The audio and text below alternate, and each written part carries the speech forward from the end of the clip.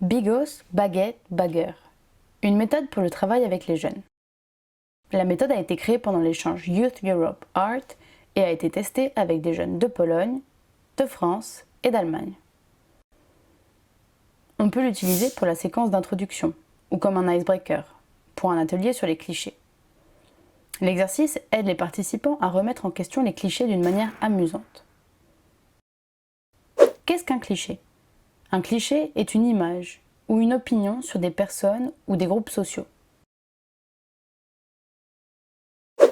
Pour cet exercice, tu as besoin des objets suivants.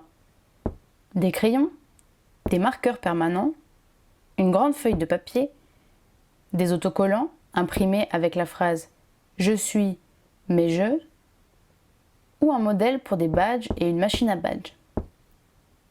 La méthode dure environ 30 minutes.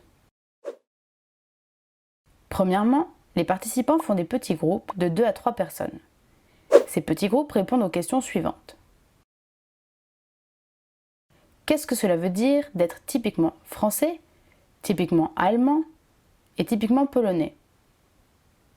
Les questions peuvent être adaptées selon le sujet. Qu'est-ce que cela veut dire typiquement masculin ou féminin?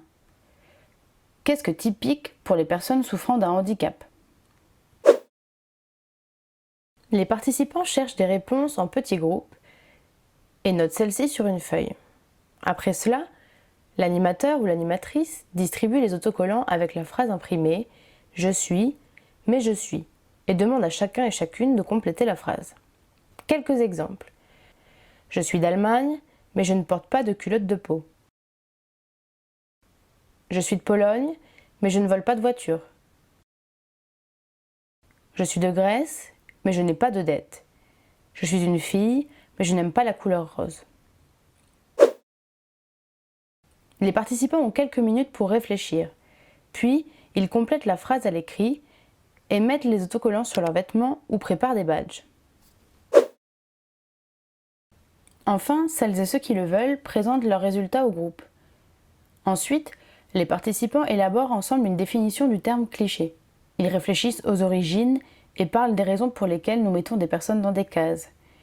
Les participants cherchent des réponses, par exemple à la question « Si une culotte de peau est typiquement allemande et si tous les Grecs ont des dettes ?» Pourquoi nous attribuons certaines qualités aux groupes sociaux, même si nous ne connaissons aucun membre de ce groupe? Ou comment peut-on remettre en question un cliché? Pour approfondir le sujet, on peut encore discuter les questions suivantes. Qu'est-ce qui définit mon identité? Qu'est-ce qu'une identité européenne?